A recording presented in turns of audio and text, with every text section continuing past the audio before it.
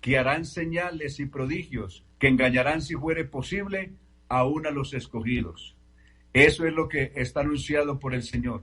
Inmediatamente que la iglesia sea recogida, va a ocurrir en el mundo una explosión de personas en las cuales se despertará un espíritu religioso, pero exagerado, y todo el mundo va a tratar de ignorar o de olvidarse que del mundo desaparecieron cantidad de personas y van a intentar pensar que más bien el Señor está en Jerusalén y que la oportunidad para reencontrarse o encontrarse con el Señor está en Jerusalén.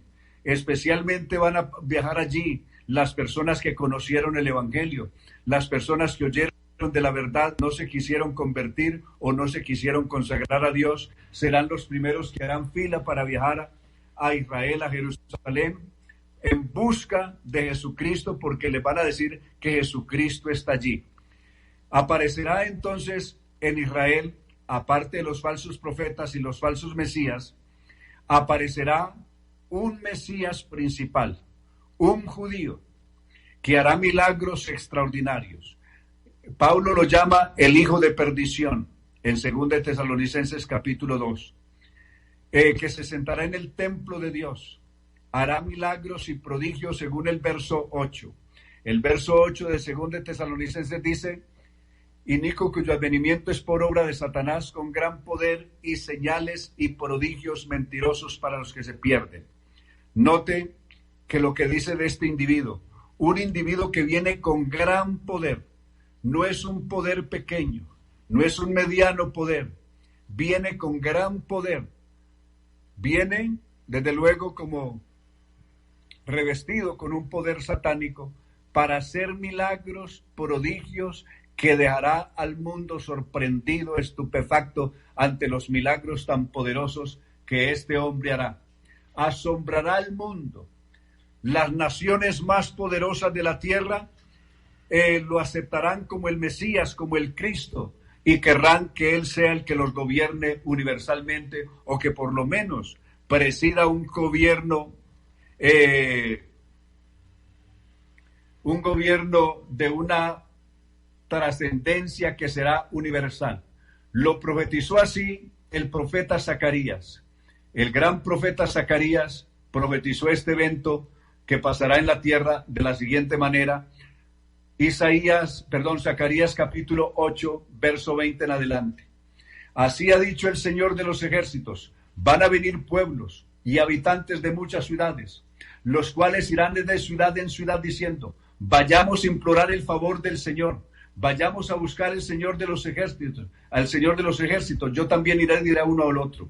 Y muchos pueblos y naciones poderosas vendrán a Jerusalén. ¿Cuál será el centro religioso donde la gente tendrá enfocado su mirada y su intención de llegar? Es Jerusalén. Verso 22. Muchos pueblos, y hay una cuestión aquí, y naciones poderosas, es decir, las naciones más poderosas de la tierra encabezarán esta romería para ir a Jerusalén. Vendrán a Jerusalén para buscar e implorar el favor del Señor. Lo digo yo, dice el Señor de los ejércitos. El verso 23 dice: así ha dicho el Señor de los ejércitos, cuando lleguen esos días, 10 hombres de diferentes naciones y lenguas se aferrarán del manto de un judío.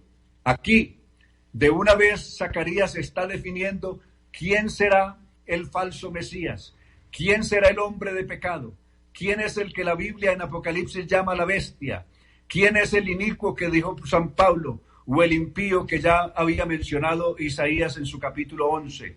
El inicuo es un judío, es un hombre de la tribu de Judá. Recordemos que judío es un gentilicio atribuido a los que fueron llevados de la tribu de Judá o de Jerusalén a Babilonia inicialmente, y posteriormente estuvieron bajo el gobierno también de los persas. Se les dio el nombre de judío en los tiempos del rey Asuero, en los tiempos de Esther, según el capítulo 8 y 10 del libro de Esther. El capítulo 10 habla de aquel judío llamado Mardoqueo. También lo había mencionado el capítulo 8.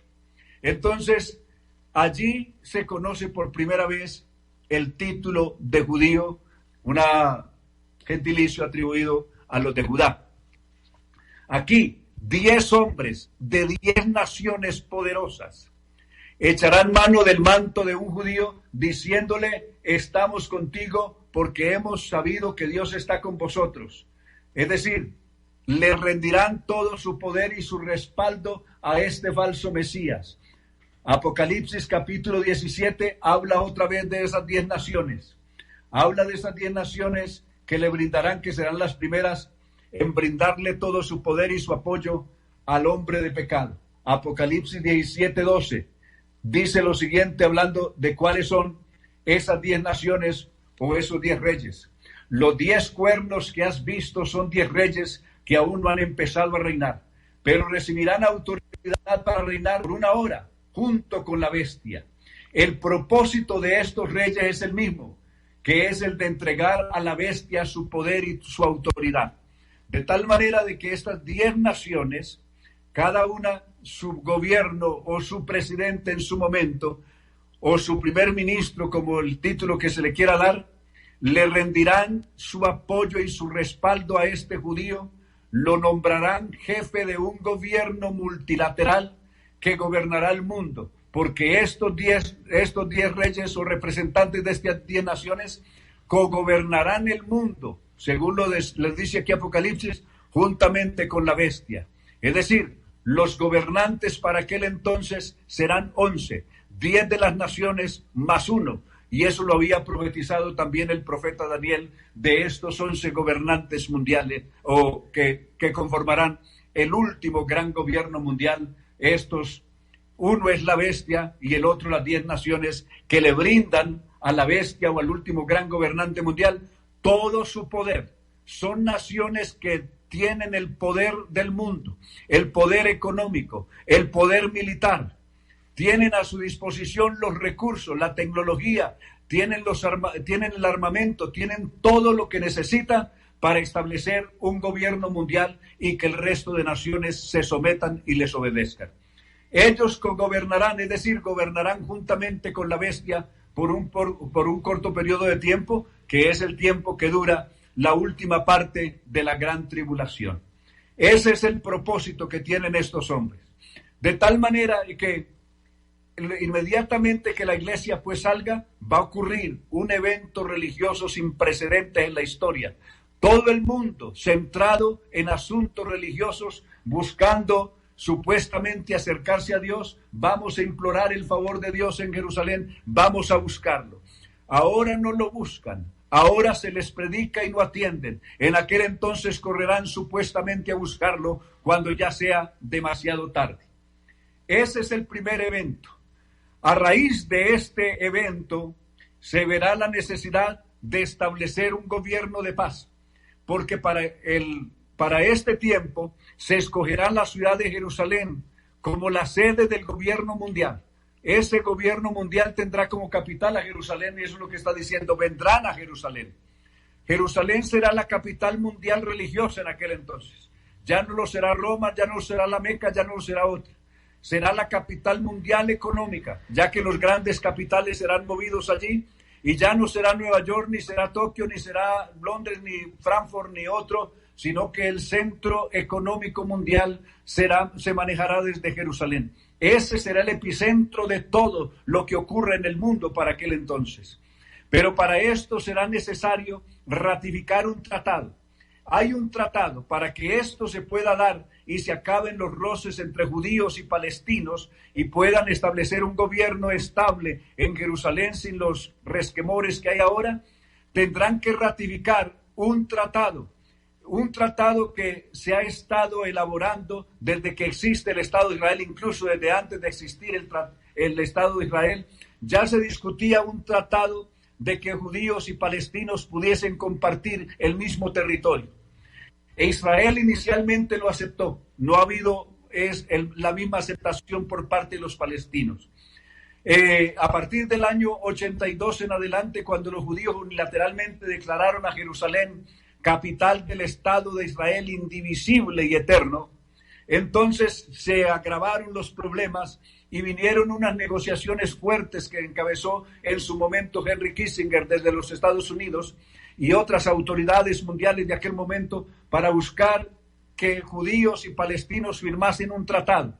El tratado sería así: que la ciudad de Jerusalén fuese partida, que la parte oriental se le entregase a los palestinos y allí los palestinos estableciesen la capital del Estado palestino en la parte oriental de la ciudad, y que la parte occidental de Jerusalén fuese entregada a los judíos para que estableciesen allí la capital del Estado de Israel. Ese es el tratado que se ha venido discutiendo, pero los judíos en el año 82 establecieron el denominado el estatus de Jerusalén, que se conoce como estatus de Jerusalén, Jerusalén, capital eterna e indivisible del Estado de Israel, es lo que es el estatus del año 82. Pero ahí ha estado la discusión, a pesar de que Israel se radicalizó en eso en el 82, sin embargo siguieron las negociaciones y estuvo muy cerca de firmarse ese tratado. El tratado existe en borrador. Estuvo muy cerca de firmarse en el gobierno de Barack Obama, que es un gobierno que antecede al de actualmente Trump en los Estados Unidos. Pero por algunos brotes terroristas en la ciudad de Jerusalén, en enero del año 2014, no fue posible que el tratado se firmara porque vinieron unos enfrentamientos y hubieron una cantidad de revueltas y el tratado finalmente no se firmó y ha quedado en el borrador, pero sin poderse firmar. Pero Daniel capítulo 9, en el verso 27, Daniel capítulo 9 dice que este tratado, que ya existe, es un tratado que existe, que reza que Jerusalén será partida, que la parte oriental se le entregará a los palestinos y la parte occidental a los judíos, es un tratado que ya existe en el borrador. Y así lo recuerda Daniel en su capítulo 9, el libro de Daniel capítulo 9, los versos 26 y 27. Hacen alusión a este tratado. Dice el verso 26, después de las 62 semanas se le quitará la vida al Mesías sin que él intervenga, y el pueblo de un príncipe que está por venir destruirá la ciudad y el santuario, y el fin vendrá con una inundación y habrá destrucción hasta que la guerra termine. Durante una semana, verso 27, este príncipe que ha de venir confirmará su pacto con muchos. No va a firmar un pacto, no va a ser un pacto, sino que va a confirmar un pacto que ya existe. Es decir, el pacto que hasta hoy no se ha podido firmar, pero que está en el borrador y ha pasado por ahí cantidad de negociadores, ese pacto de paz, de partir a Jerusalén y convertida una ciudad en la capital de dos estados, ese tratado existe y este hombre hará que ese tratado finalmente sea ratificado con la firma de las dos partes en contiendas y por fin pueda haber paz en Israel. Pero esa paz es una paz ficticia. Recordemos lo que dijo el apóstol Pablo en Primera de Tesalonicenses capítulo 5, pero acerca de los tiempos y de las ocasiones, no tenéis necesidad, hermanos, de que yo os escriba, porque vosotros sabéis perfectamente que el día del Señor vendrá como ladrón en la noche, que cuando digan paz y seguridad, vendrá sobre ellos destrucción repentina, como los dolores a la mujer encinta, y no escaparán. De ese pacto, de ese tratado, también había hablado ya Dios por boca del salmista en el Salmo 83. El Salmo 83 hizo mención de ese tratado fallido que va a ser firmado, pero en contra de Israel.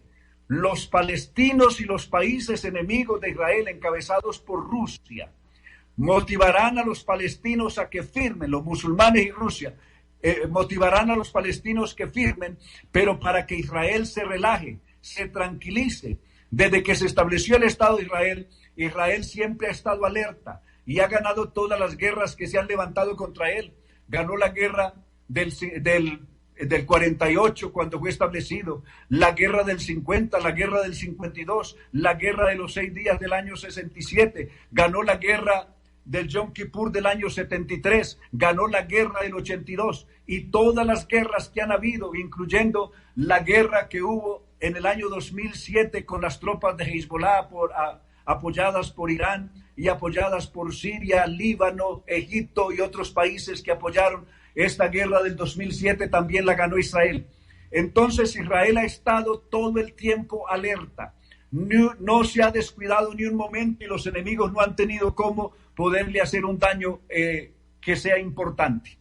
Entonces, motivarán a los palestinos a que firmen este pacto de paz con el fin de que Israel se relaje y acepte definitivamente que sí están en paz, más teniendo a un judío como gran gobernante mundial, que una parte de los mismos judíos van a aceptar como el Mesías, ya que será un judío que viene de la tribu de Judá, de la misma tribu a la que pertenecía David o de la tribu de la que vino Jesús. Ese es el Mesías que ellos van a aceptar, no un Mesías de otra tribu, porque no lo aceptarían. Tiene que venir el Mesías de la tribu de Judá, porque así está escrito en todas las profecías que el Mesías será de la tribu de Judá. Entonces, cuando ellos se tranquilicen pensando que ahora sí tienen paz, que ahora sí todo está tranquilo, el gobierno del mundo está en las manos de uno de su propia tierra, de su propia sangre, y que los enemigos han firmado un tratado de paz, ellos se van a relajar. Pero ese tratado tiene un veneno detrás. Es un veneno que lo sabe este gobernante mundial, que le va a hacer una trampa a su propio pueblo. Y lo saben los enemigos de Israel. El Salmo 83, en los versos 3 en adelante, la Biblia dice lo siguiente. En el Salmo, verso 3, contra tu pueblo han consultado astuta y secretamente, han entrado en consejo contra tus protegidos, han dicho, venid y destruyámoslos para que no sean nación, ni haya más memoria del nombre de Israel, porque se confabulan de corazón, contra ti han hecho alianza. ¿Quiénes encabezan esto? Los enemigos de Israel. El verso 5 dice quiénes son. El verso 6 contiene quiénes son los que hacen esa alianza mentirosa para buscar destruir y borrar de la tierra la memoria de Israel. Son los ismaelitas, es decir, todos los de Arabia Saudí y los Emiratos Árabes, más Moab, que es Jordania, Jebal, Amón, Amalet, que siguen siendo todos los pueblos árabes, los filisteos, que son los palestinos, los habitantes de Tiro, también los de Asiria, se han juntado con ellos y sirven de brazo a los hijos de Lot, es decir, a todos los enemigos tradicionalmente de Israel. Entonces, aquí está ese pacto que harán. ¿Cómo buscarán destruir a Israel cuando Israel esté tranquilo? Lo describió Dios por boca del profeta Ezequiel en su capítulo 38. El capítulo 38 del libro de Ezequiel, cómo inicia la gran explosión de la guerra devastadora que había profetizado Daniel. Daniel profetizó una guerra devastadora en el verso 26 y 27 del capítulo 9 de su libro. Y esa guerra devastadora va a iniciar cuando Israel esté tranquilo, cuando las naciones hayan traído las riquezas a Jerusalén. Entonces, los enemigos de Israel, encabezados por Rusia es el eterno aliado. En este momento Rusia acaba de poner una base militar en Siria. Dirige actualmente las tropas del país de Siria, del gobierno de Siria, están bajo el control de Rusia, y eso lo sabe todo el mundo que están allí. Todos ellos, ¿qué es lo que buscan? Sencillamente buscan desaparecer el Estado de Israel, pero esto no será tan fácil. Tendrán que pasar muchas cosas para que ellos puedan lanzar este ataque violento que va a venir. Más o menos hacia la mitad de esta semana, o a los 3 años y medio, se irrumpirá o instantáneamente o abruptamente la paz, y vendrá lo siguiente. Vino a mí palabra de Jehová diciendo, hijo de hombre, pon tu rostro contra Gog en tierra de Magog, príncipe y soberano de Mesé y Tubal, y profetiza contra él, y di, así ha dicho el Señor, he aquí yo estoy contra ti, oh Gog, príncipe y soberano de Mesé y Tubal, y te quebrantaré y te pondré garfios en tus quijadas, y te sacaré a ti y a tu ejército, caballos, jinetes y todo ello, equipados, gran multitud con paves y escudos, teniendo todos ellos espadas. Persia, que es Irán, Cush, que es todo lo que es Egipto, todo lo que es Yemen en la actualidad, y Fud, que es Libia, y todo la península arábica, por decirlo así, con ellos, todos con escudos y yelmo. Gomer, que es Turquía, y todas sus tropas, y la casa de Togarma, que es Siria, y sus vecinos como el Líbano, de los confines del norte, y todas sus tropas y muchos pueblos contigo. Prepárate y apercíbete tú y toda tu multitud que se ha reunido a ti, y sé tú su guarda, es decir, Rusia es el que encabeza todo esto. De aquí a muchos días será visitado, al cabo de años vendrás a la tierra salvada de la espada, recogida de entre muchos pueblos, a los montes de Israel, que siempre fueron una desolación, mas fue sacada de las naciones, y todos ellos morarán confiadamente. Es decir, cuando Israel se confíe, porque supuestamente tienen paz, vendrá esta destrucción repentina. Subirá en tu corazón y vendrás como una tempestad, como nublado para cubrir la tierra, y serás tú y todas tus tropas y muchos pueblos contigo. Así ha dicho el Señor. En aquel día subirá palabras en tu corazón y concebirás mal pensamiento y dirás, subiré contra una tierra indefensa, iré en contra de gente tranquila que habita confiadamente. Todas ellas habitan sin muros, y yo ni tienen cerrojos ni puertas, para arrebatar despojos y para tomar botín, para poner tus manos sobre la tierra desierta ya poblada, y sobre el pueblo recogido entre las naciones, que se hace de ganados y de posesiones, que mora en la parte central de la tierra. Entonces, ese día, cuando Israel se tranquilice, porque supuestamente las riendas del gobierno mundial las tiene uno de su tierra, de su sangre, de su raza, y han firmado un tratado de paz con sus enemigos tradicionales, entonces vendrá de repente esta sublevación de Rusia y sus aliados para venir a destruirlo. Pero todo esto acontecerá para que se manifieste el poder de Dios desde los cielos, haciendo morir toda esta multitud en los montes de Israel. Así ha dicho el Señor en el verso 17 de este capítulo 38. Así ha dicho el Señor: ¿no eres tú aquel de quien yo hablé en tiempos pasados por mis siervos los profetas de Israel, los cuales profetizaron en aquellos tiempos que yo había de traer sobre ellos? En aquel tiempo, cuando venga Gog contra la tierra de Israel, dijo el Señor, subirá mi ira y mi enojo, porque he hablado en mi celo y en el fuego de mi ira. Que en aquel tiempo habrá gran temblor sobre la tierra de Israel, que los peces del mar, las aves del cielo, las bestias del campo y toda serpiente que se arrastra sobre la tierra y todos los hombres que están sobre la faz de la tierra temblarán ante mi presencia, y se desmoronarán los montes y los vallados, y caerán, y todo muro caerá a tierra. En todos mis montes llamaré contra él la espada, dice el Señor.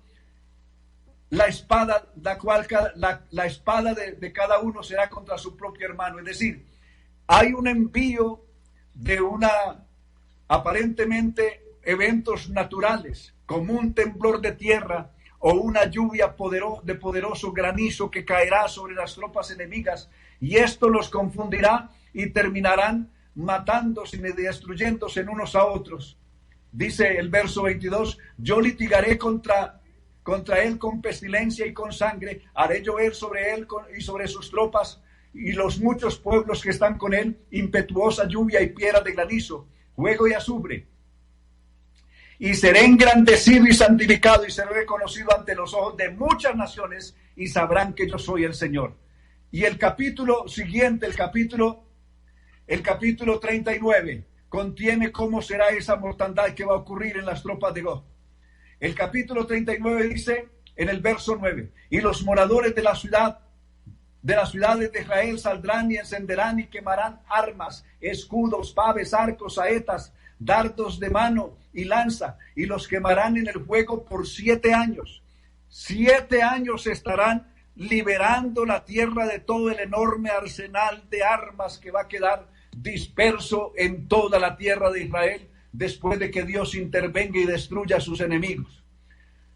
Luego dice en el verso 11, en aquel tiempo yo daré a Gog lugar para sepultura allí en Israel, el valle de los que pasan al oriente del mar, y se obstruirá el paso de los transeúntes, pues allí enterrarán a Gog y a toda su multitud, y lo llamarán valle de Amón-Gog. Y la casa de Israel los estará enterrando por 7 meses. Será tan la mortandad en el mundo que tardarán 7 meses enterrando tantos muertos, siendo que hoy hay maquinaria para excavar y hacer cantidad de tumbas o fosas comunes. Sin embargo, será tal la multitud de muertos que Israel los estará enterrando, durará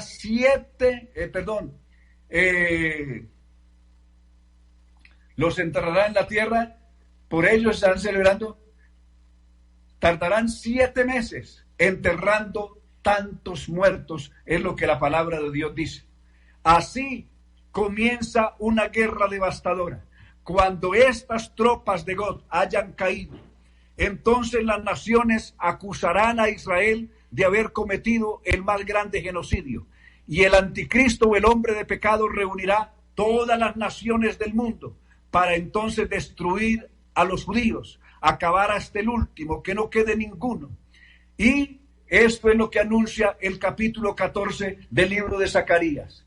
Zacarías cuenta cómo será ese momento cuando entonces ya no Gog, porque ya habrá desaparecido y habrán desaparecido las tropas de los países enemigas, generalmente musulmanas, habrán desaparecido de la tierra. Entonces el resto de naciones que sobrevivan ocurrirá así. He aquí, el día de Jehová viene y en medio de ti serán repartidos sus despojos, porque yo reuniré a las naciones para combatir contra Jerusalén, y la ciudad será tomada, y serán saqueadas las casas y violadas las mujeres, y la mitad de la ciudad irá en cautiverio, mas el resto del pueblo no será cortado de la ciudad. Después saldrá Jehová y peleará contra aquellas naciones, como peleó en el día de la batalla. Y se afirmarán sus pies en aquel día sobre el monte de los olivos, que está enfrente de Jerusalén al oriente, y al monte de los olivos, y el monte de los olivos se partirá en medio hacia el oriente y hacia el occidente, haciendo un valle muy grande, y a la mitad del monte, y se apartará hacia el norte y la otra mitad hacia el sur. Y huiréis al valle de los montes, porque el valle de los montes llegará hasta Asal, y huiréis de la manera que huisteis por causa del terremoto en los días de Usías, rey de Judá, y vendrá Jehová mi Dios, y con él todos sus santos. Hay una cosa poderosísima que me llama la atención. Cuando el Señor venga y sea visible ante los ojos de la humanidad, no va a venir él solo, vendrá también con todos sus santos, su iglesia, la iglesia que subió a recibirlo en el aire, que dice el capítulo 4 de Primera de Tesalonicenses, versos 16 y 17. Porque el Señor mismo con voz de mando, con voz de arcángel y con trompeta de Dios descenderá del cielo, y los muertos en Cristo resucitarán primero. Y luego dice el verso 17, hablando de unos y otros, seremos arrebatados en las nubes. Los que resucitan, más los que vivamos y seamos transformados en un abrir y cerrar de ojos, seremos arrebatados en las nubes para recibir al Señor en el aire. Seremos arrebatados en las nubes, iremos a recibir en el aire al Señor en el aire, que en el verso 16 viene descendiendo del cielo. Y luego vendremos con el Señor a la tierra. Vendremos con el Señor a la tierra, según Primera de Tesalonicenses capítulo 3, verso 13, para que sean fortalecidos sus corazones en la venida de nuestro Señor Jesucristo con todos sus santos. El Señor viene con todos sus santos, y otra vez lo está ratificando aquí el capítulo 14 y el verso 5 de Zacarías. Y vendrá Jehová mi Dios y con él todos sus santos. Aquel día maravilloso vendremos con él, ya que una vez que nos encontremos con él en el aire, inseparablemente estaremos con el Señor. Es decir, el texto dice, estaremos siempre con el Señor. Es decir, inseparablemente, ya nunca habrá separación. Entonces, todos estos eventos van a ocurrir. ¿Qué va a pasar en ese momento en el mundo? hay un evento muy especial. Si bien gran cantidad de naciones serán engañadas por este falso Mesías, hay un gran grupo, un gran remanente de los judíos, tanto de los que hay en Jerusalén como de los que están dispersos por el mundo, que no aceptarán a ese falso Mesías, sino que recibirán la revelación de que el Señor, aquel que ellos traspasaron en el Calvario, es el verdadero Mesías. Les será revelado que Jesús es el verdadero Mesías. Zacarías capítulo 12, verso 10. Y derramaré sobre la casa de David y sobre los moradores de Jerusalén espíritu de gracia y de oración. Y mirarán a mí, está diciendo el Señor, a quien traspasaron, y llorarán como se llora por unigénito, afligiéndose como el que se aflige por su primogénito. En aquel día habrá gran llanto en Jerusalén, como el llanto que había en los tiempos, en aquel día habrá gran llanto en Jerusalén, como llanto de Adadrimón en el valle de Megiddo, y la tierra lamentará y cada linaje por aparte hará lamentación. El capítulo 13, el capítulo siguiente, comienza hablando diciendo: en aquel tiempo habrá un manantial abierto para la casa de David y a los habitantes de Jerusalén para la purificación de sus pecados. De tal manera que ellos recibirán la revelación que este Jesús a quien ellos traspasaron, a quien ellos negaron delante de Poncio Pilato y pidieron que se le crucificara, ciertamente es el Mesías. Cuando lo reconozcan, se arrepentirán con gran lloro, con gran lamento, con ayuno y oración, y espíritu de gracia será derramada sobre ellos, y entonces se volverán a Dios. Aquellas palabras, aquella profecía que anunció Pablo, o que recordó Pablo, de Isaías capítulo 59-20, en Romanos capítulo 11, verso 26. Cuando haya entrado la plenitud de los gentiles, entonces todo Israel será salvo. Desde luego todo es un todo relativo, porque una parte de ellos habrá sido engañado por este falso Mesías. Ese todos, la explicación de cómo serán salvos ellos, está descrita en el libro de Ezequiel. ¿Cómo será ese trato de Dios con Israel en ese tiempo? Está escrita en Ezequiel capítulo 20, que a la letra dice así lo siguiente. Dice este pasaje, 20:33. 20:33 del libro de Ezequiel. Voy a leerlo aquí. Aquí está la palabra del Señor y dice así: vivo yo, dice el Señor, que con mano fuerte y brazo extendido y enojo derramado he de reinar sobre vosotros. Os sacaré de entre los pueblos y los reuniré de las tierras en que estáis esparcidos con mano fuerte y brazo extendido y enojo derramado. Y os traeré al desierto de los pueblos, y allí litigaré con vosotros cara a cara, como litigué con vuestros padres en el desierto de la tierra de Egipto, así litigaré con vosotros, dice el Señor. Os haré pasar bajo la vara y os haré entrar en los vínculos del pacto. Y apartaré entre vosotros a los rebeldes. ¿Cuáles son los rebeldes? Los que seguirán a este falso Mesías, o a los que no se quieran volver a Dios. A los que se rebelaron contra mí, de la tierra de sus peregrinaciones los sacaré, mas a la tierra de Israel no entrarán, y sabrán que yo soy el Señor. Esa es la forma como Dios tratará con Israel en ese tiempo. Pero de esa gran cantidad de personas conocidas hoy como judíos que habitan en Jerusalén, en Israel habitan actualmente unos 7 millones y medio de personas son los que viven actualmente en Israel. De esos 7 millones, 4 millones son judíos, el resto no son judíos, son de diversas naciones que viven allí, incluyendo árabes y palestinos que trabajan allí. De esos 4 millones, si el recogimiento de la iglesia ocurriera hoy, una gran cantidad, tal vez la mayoría de esos 4 millones de judíos que viven en Israel, les será revelado de que Jesús es el Mesías. Al serles revelado, el Señor les derramará su Espíritu Santo, ellos se convertirán a Dios. Y de esa gran conversión primera, de esos primeros convertidos a Dios, que se van a convertir en Jerusalén a Dios, reconociendo a Jesús como el Mesías, de esos el Señor va a enviar a las naciones 144,000, 12,000 de cada una de las tribus de ellos. Estos predicarán el evangelio del reino de Dios en todo el mundo, lo que anunció Jesús en Mateo 24:14, será predicado este evangelio del reino. Nosotros, la iglesia, no predicamos el evangelio del reino. El evangelio del reino lo van a predicar ellos. Nosotros predicamos el evangelio de la gracia, el evangelio del Dios bendito, el evangelio de Jesucristo, entre otros. Pero ellos predicarán el evangelio del reino, porque el evangelio del reino tiene este mensaje, que es que inmediatamente o de manera inexorable el reino de Dios será establecido en la tierra, y ese es el mensaje que ellos anunciarán. Ante ese mensaje, los judíos que están dispersos por las naciones, una gran mayoría de ellos se convertirá al Señor. Pero no solamente se convertirán al Señor ellos, sino que también se convertirán con ellos muchas naciones. Frecuentemente hay la pregunta: ¿será que hay salvación en el tiempo de la gran tribulación? Y esa respuesta es un no y un sí. ¿Para quiénes no y para quién sí? No hay salvación para aquellas personas que conocen la verdad. No hay salvación para aquellos que desprecian la verdad por seguir en su maldad. El segunda de Tesalonicenses capítulo 2, verso 8 en adelante, donde ya citamos ahora, veámoslo ahora con detalle. Inicuo cuyo advenimiento se manifestará aquel inicuo a quien el Señor destruirá con el espíritu de su boca y matará con el resplandor de su venida. Inicuo cuyo advenimiento es por obra de Satanás, con gran poder y señales y prodigios mentirosos para los que se pierden. ¿Por qué se pierden? ¿Para quiénes está dirigido este engaño?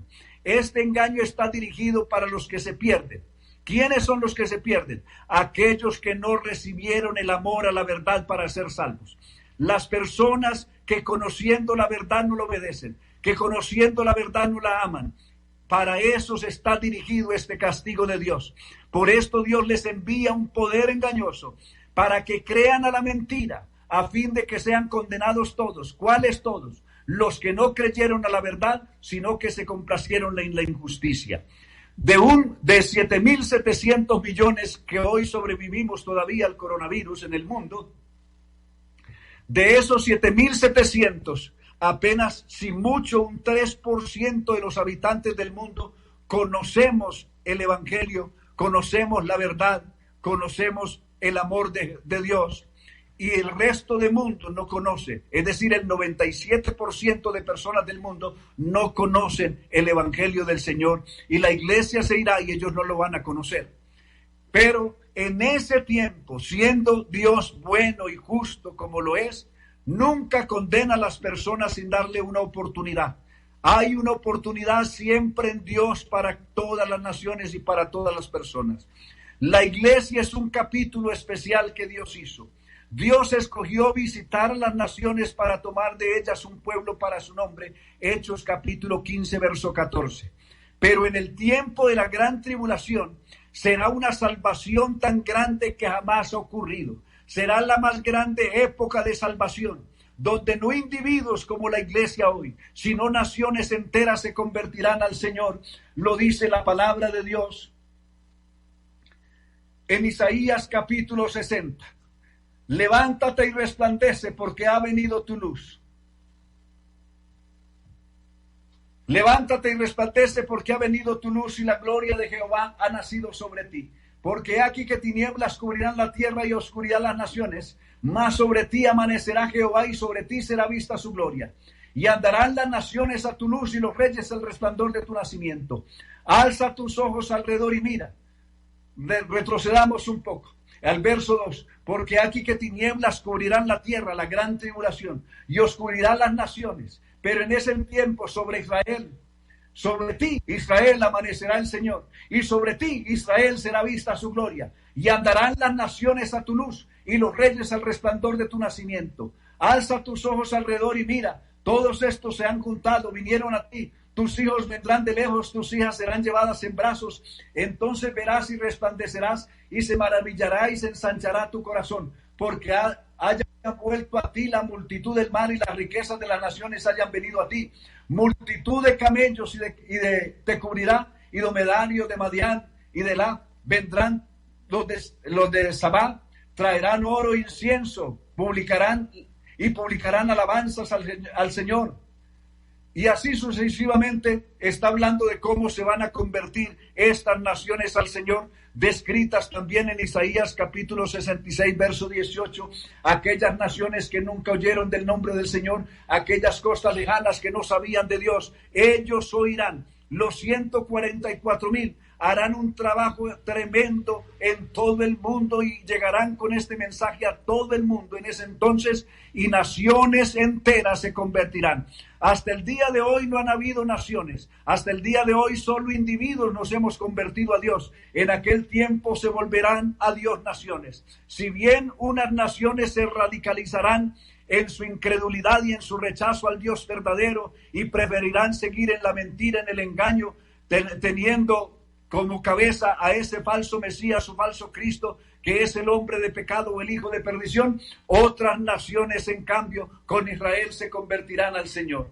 Ese es el tiempo maravilloso también que describe el libro de Joel en su capítulo 3 del verso 8 en adelante, entre otros muchos pasajes. Pero también lo describió el Señor Jesús en San Mateo en el capítulo 25, verso 31, cuando dice: cuando el Hijo del Hombre venga en su gloria y todos sus santos ángeles con él, se sentará en su trono de gloria y serán reunidas delante de él todas las naciones, no individuos. Este juicio no es para individuos, este juicio es colectivo a las naciones. Son las naciones en aquel tiempo que hayan logrado sobrevivir a la gran tribulación, sobre las que el Señor va a juzgar. Y hará como el pastor hace frente al rebaño: pone las ovejas a su derecha y los cabritos a su izquierda. Y le dirá a las naciones de la derecha: venid benditos de mi Padre, heredad el reino preparado para vosotros desde la fundación del mundo. ¿Cuándo fue que estas naciones resultaron benditas? ¿En qué tiempo se volvieron benditas estas naciones? Desde luego en el tiempo de la gran tribulación, que se convirtieron juntamente con Israel. Y allá al final de la gran tribulación, cuando el Señor se siente en su trono, entonces comienzan a juzgarlas y les va a decir: porque tuve hambre y me diste de comer, porque tuve sed y me diste de beber, porque fui forastero, porque estuve en la cárcel, enfermo entre otros, o desnudo, y me socorriste. Ellos le dirán: ¿cuándo fue que te vimos hambriento o sediento o desnudo o enfermo o en la cárcel? Y él les dirá: por cuanto lo hicisteis con esto de mis hermanos más pequeños, a mí lo hiciste. Recordemos que los judíos, en cuanto a la carne, son hermanos de Jesús. Romanos capítulo 9, verso 5, cuando dice: de quienes son los patriarcas, de los cuales según la carne vino Cristo. En su humanidad Cristo vino de ellos, pero en la divinidad es Dios por sobre todos, bendito por los siglos de los siglos. Entonces le dirá a estas naciones que entren en el reino. Venid benditas de mi Padre, heredad del reino preparado para vosotros desde la fundación del mundo. Estas personas entrarán en el reino milenial, en el reino de paz con Israel, teniendo al Mesías como su único rey. Pero vuelto a las naciones de la izquierda les dirá: y vosotros id malditos al fuego eterno, porque tuve hambre y no me diste de comer, porque tuve sed y no me diste de beber, porque fui forastero o estuve enfermo o en la cárcel, entre otras. Y ellos le dirán extrañados: Señor, ¿cuándo te vimos hambriento, sediento, desnudo, o enfermo, o en la cárcel? Y él les dirá: por cuanto no lo hicisteis con estos de mis hermanos más pequeños, tampoco a mí lo hiciste. Irán estos al castigo eterno, dice allí, y los justos a la vida eterna. ¿Quiénes son los que el Señor llama justos ahí de esas naciones? Está llamando justas aquellas naciones que con Israel se convertirán a Dios. Entonces el tiempo más grande de salvación, que jamás haya ocurrido, ni volverá a ocurrir algo similar, se dará en el tiempo de la gran tribulación. A veces hemos sido mezquinos con esto, y de pronto hemos pensado que solamente nosotros, hasta mezquinamente hemos pensado, solamente nosotros, la iglesia pentecostal, vamos para el cielo. Somos tan mezquinos como también lo hizo la West Tower en su momento, los testigos contra Jehová, que dice que el cielo solamente lo van a ocupar 144,000. Hemos hecho del cielo algo pequeñito. Hemos hecho de la salvación de Dios algo personal. Pero Dios, en su grandeza, en su inmensidad, es mucho más de lo que nosotros pensamos. Con esto estoy recordando las palabras de aquel sabio Albert Einstein, cuando citó una vez en el año 1943, cuando alguien le preguntó a este sabio, a este científico, diciéndole si él conocía a Dios, y él le citó un ejemplo que me llamó la atención. Él le dijo, supongamos que yo voy con un niño de la mano, entro donde hay una gigantesca biblioteca. Esto tiene una estantería, unas galerías enormes de libros y estanterías en unas paredes inmensas que suben hasta muy alto. Todas están llenas de libros. Por todas partes, por donde voltee, hay estanterías llenas de libros hasta arriba, escrita en todos los idiomas. Y el niño se pregunta, ¿quién pudiera saber todo lo que hay ahí? Para saber todo eso tendría que saber todos los idiomas de la tierra, porque están escritos esos libros en todos los idiomas de la tierra. Pero hay una cosa cierta, alguien escribió esos libros y alguien organizó esos libros, alguien hizo esa biblioteca, alguien dio esa sabiduría, alguien puso ese talento para escribir tantos libros. Así es Dios, pero nosotros somos como el niño pequeñito que entra por primera vez a la librería y lejos está del cerebro de este niño saber cuántas cosas o qué cosas y en qué ciencias están escritos todos esos libros de la enorme biblioteca a la que este niño ha entrado. Así somos nosotros cuando entramos a esta salvación al Dios tan grande, tenemos acceso al Dios tan grande, infinito, al que hemos podido llegar. Dios es más grande que lo que nosotros lo hemos dimensionado. Lo hemos querido encerrar para nosotros nada más, pero Dios es mucho más grande que cualquiera de nosotros o de cualquier organización o cualquier concepto teológico. Dios es inmensamente grande y por eso hay que adorarlo, hay que glorificarlo. Tuvo misericordia de nosotros y nos ha revelado una salvación inmensa, grande. Tiene Dios en su plan un plan maravilloso, Dios nos ha escogido en un propósito hermoso que es el que Dios tiene con su iglesia. El propósito y el plan que Dios tiene con su iglesia es hermosísimo, extraordinario, incluso mejor que el programa que Dios tiene con Israel. Pero esto no nos encierra ni nos da derecho para decir que nosotros somos los únicos que vamos a ir al cielo. Dios tiene muchas formas de salvar a los individuos. Para este tiempo Dios tiene el evangelio. Gracias a Dios por el glorioso mensaje y el evangelio del Dios bendito. Pero Dios en todos los tiempos ha tenido un programa de salvación siempre para la humanidad. La tuvo en el pasado cuando todavía no teníamos el evangelio de Jesús y lo tendrá después de que la iglesia se haya ido. Lo habrá en el tiempo de la gran tribulación y habrá un periodo de salvación en el milenio. Entonces, he aquí, esos son la programación de Dios. Esta guerra devastadora termina.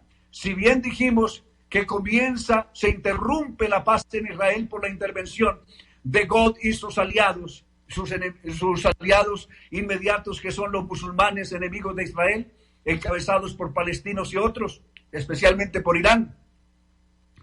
También cierra la gran tribulación con lo que describe Apocalipsis capítulo 20 con la gran batalla de Armagedón.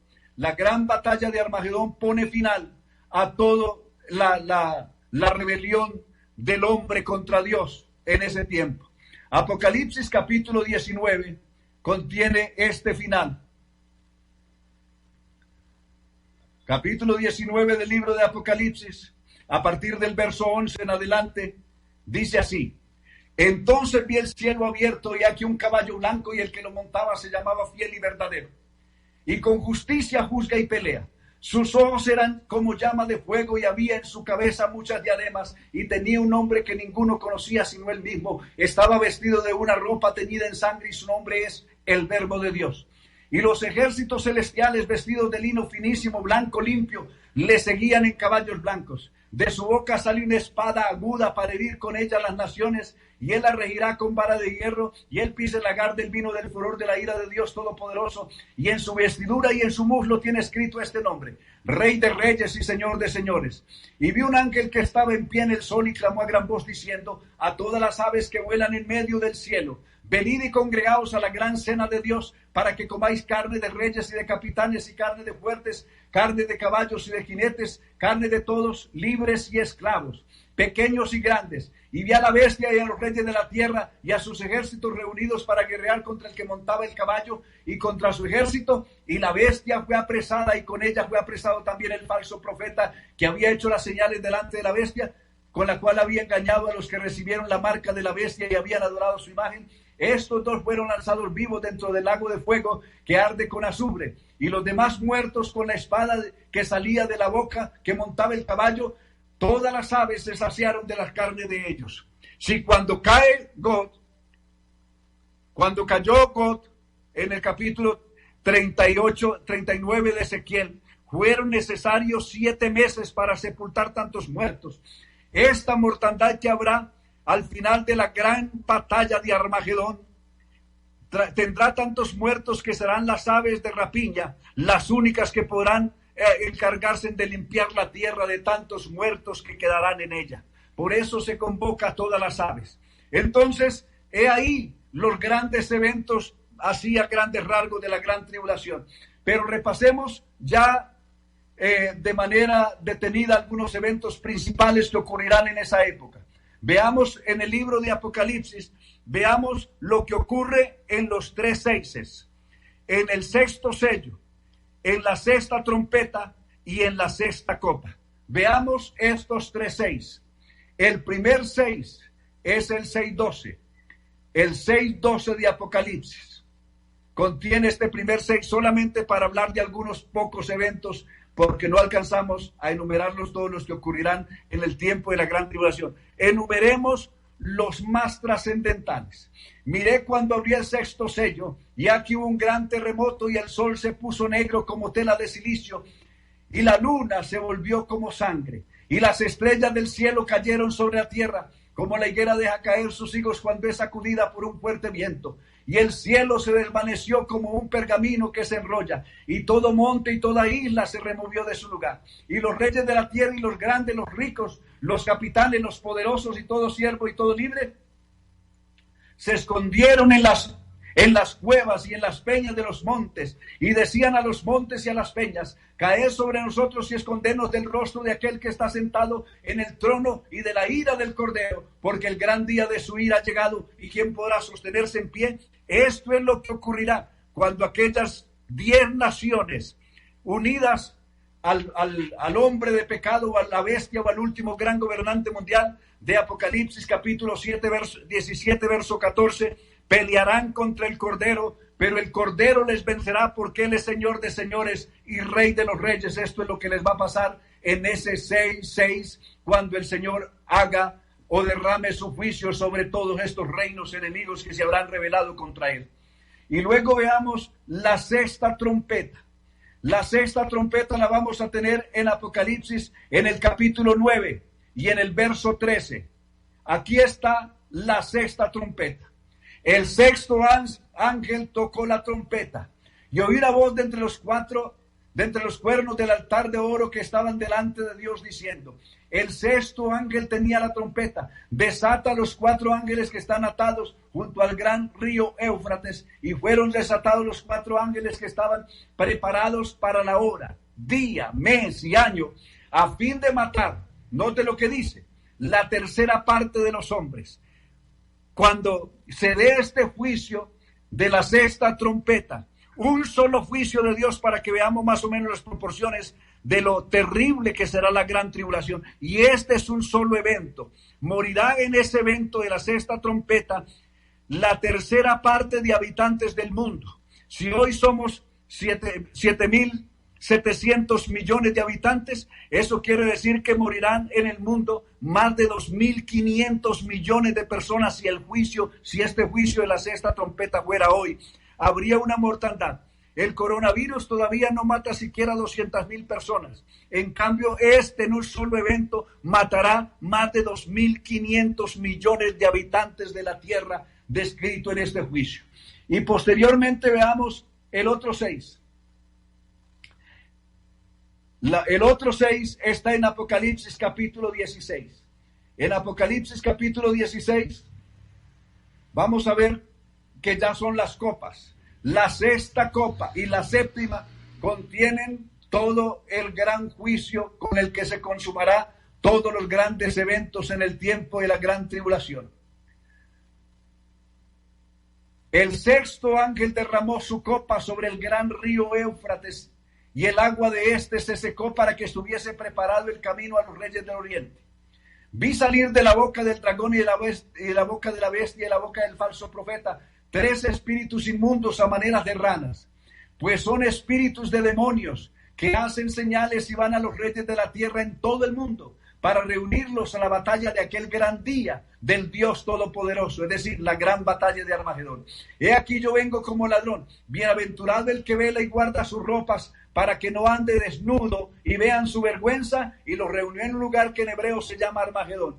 Y el séptimo ángel derramó su copa sobre el aire, y oyó una gran voz en el templo que decía del trono, diciendo: hecho está. Entonces hubo relámpagos, voces y truenos, y un gran temblor de tierra, un terremoto tan grande, cual no lo hubo jamás desde que los hombres han estado sobre la tierra.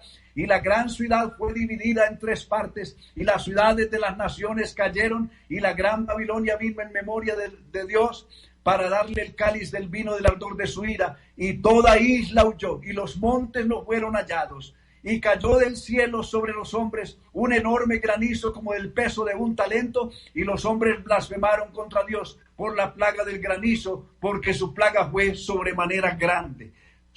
Hay unos tormentos espantosos, una descarga de juicios terribles sobre la humanidad en ese tiempo de la gran tribulación, especialmente sobre la humanidad que se mantendrá rebelde, que seguirá atrincherada, luchando y guerreando contra Dios. No así sobre el resto de naciones que se convertirán a Dios con Israel, que tendrán el favor y la protección de Dios en ese tiempo hasta que termine la gran devastación de la segunda o de la gran tribulación. Entonces, estos son los eventos.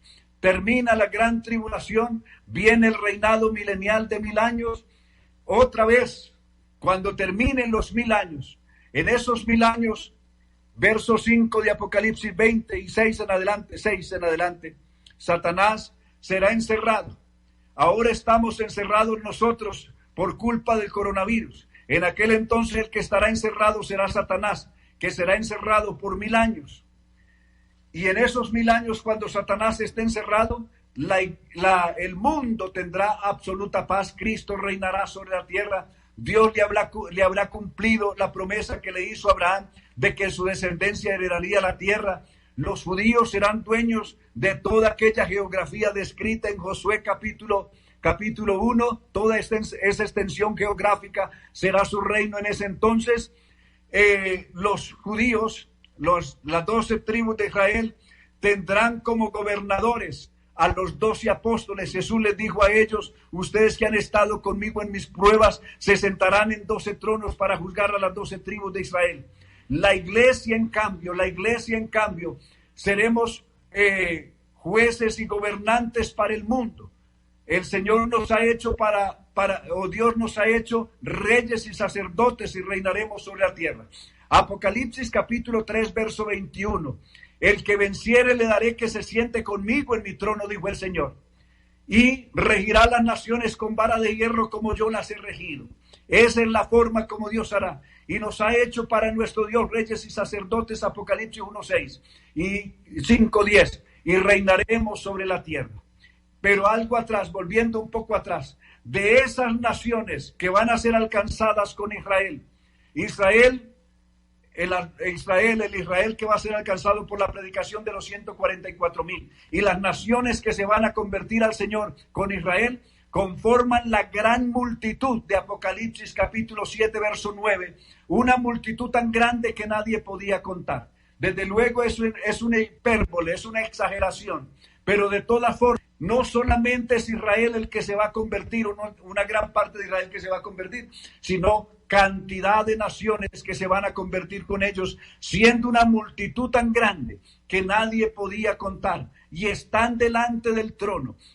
No confundir esta multitud vestida de ropas blancas con la iglesia. Esta multitud dice ahí que están delante del trono. La iglesia no está delante del trono. Apocalipsis 3:21 vimos que la iglesia estará sentada en el trono. El que venciere se sentará conmigo en mi trono y regirá las naciones con vara de hierro, como yo también las he regido. Distinto estar frente al trono y otra cosa bien diferente estar sentado en el trono. Esa es la posición diferente de la iglesia frente a la multitud salva en el tiempo de la gran tribulación. Cumplidos los 1000 años, volviendo a Apocalipsis 20, cuando se cumplan los 1000 años, Satanás volverá a salir de su prisión y hará lo que él siempre sabe hacer. Como en el milenio, las naciones que logren entrar con Israel entrarán desde luego en cuerpos físicos, distinto de la iglesia que estaremos con el Señor, pero en cuerpos glorificados. Las naciones que hayan entrado en cuerpo físico a este reino, al reino milenial, se van a multiplicar. Habrá un crecimiento demográfico, por cierto, enorme, ya que la mortalidad en ese tiempo será muy pequeña. Y Satanás saldrá de su prisión a hacer lo que siempre sabe hacer, engañar, para engañar a las naciones de Gog y Magog. Gog es oriente y Magog es occidente. Simplemente de oriente a occidente volverá a engañar al mundo para su última gran rebelión contra Dios. De esas naciones que sobreviven, que están en el milenio, pues nuevamente se van a aliar con Satanás, una gran parte de ellos, para hacerle la guerra a Dios. Pero del cielo cae lluvia de fuego, consume a esta gente que se rebelde, y Satanás será apresado y echado al lago de fuego, donde ya estaba la bestia y el falso profeta de Apocalipsis 19:19. Y luego lo que viene es el juicio final. En el juicio final también hay que establecer lo siguiente: no toda la gente que asiste al juicio final es que va a ser condenada. Si ya fueran todos condenados, no hay que hacer el juicio, porque cuando ya una persona está condenada, ya no hay que hacer el juicio. Se establece un juicio porque aún allí cantidad de personas serán salvas, desde luego porque no conocieron, porque vivieron en épocas distintas al Evangelio. Por ejemplo, Romanos capítulo 5 dice: antes de la ley había pecado en el mundo, verso 13, pero donde no hay ley no se inculpa de pecado. ¿Cómo atribuirle, cómo condenar a aquellas naciones que no conocieron la verdad? ¿Cómo poderlas juzgar? Lo mismo que estaba diciendo las personas que se convertirán a Dios en el tiempo de la gran tribulación, las naciones, que Dios les dará esa oportunidad. Dios tendrá misericordia de cantidad de personas que las salvará de otra manera, como dijo San Pablo en Romanos capítulo 2, verso 16, en el día que Dios juzgará lo encubierto de la gente conforme a mi evangelio. Es decir, la gente que conoció la ley, por la ley será juzgada, pero aquellos que no conocieron ni ley ni evangelio serán juzgados según el nivel de conciencia que hayan logrado desarrollar respecto del conocimiento del bien o del mal. Eso será la forma que Dios usará para juzgarlos. Y por eso Apocalipsis 20:11 dice: vi un trono blanco delante del cual huyeron el cielo y la tierra, y ningún lugar se encontró para ellos. Y vi los muertos grandes y pequeños de pie ante Dios, y los libros fueron abiertos, y otro libro fue abierto. Es decir, los libros son el prontuario de cada individuo, la vida, el récord de cada individuo.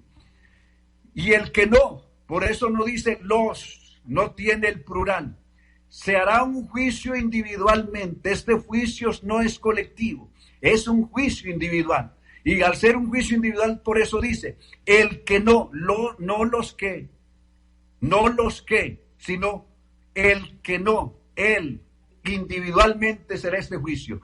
El que no fue hallado inscrito en el libro de la vida fue lanzado al lago de fuego, donde es la muerte segunda. Y ahí termina todo esto, de todo lo que es ahora, todo lo que existe ahora, para que venga todo lo que es movible, para que venga lo inconmovible, como dirá Hebreos capítulo 12. Por eso Apocalipsis 21 ya comienza con un nuevo orden diferente. Vi un cielo nuevo y una tierra nueva, porque el primer cielo y la primera tierra pasaron y el mar ya no existía más. He aquí a los que piensan, ¿qué va a pasar con la iglesia? Ya vimos lo que va a pasar con la iglesia en el milenio. Ya vimos lo que va a pasar. Ahora veamos qué va a pasar con la iglesia en la eternidad. cuando ya este cielo que hay, esta tierra ya no exista y tengamos cielo nuevo y tierra nueva. Vi un cielo nuevo y una tierra nueva, porque el primer cielo y la primera tierra pasaron y el mar ya no existía más. Y note lo que dice, vi descender, hay otro cielo, aparte de ese cielo nuevo, hay otro cielo.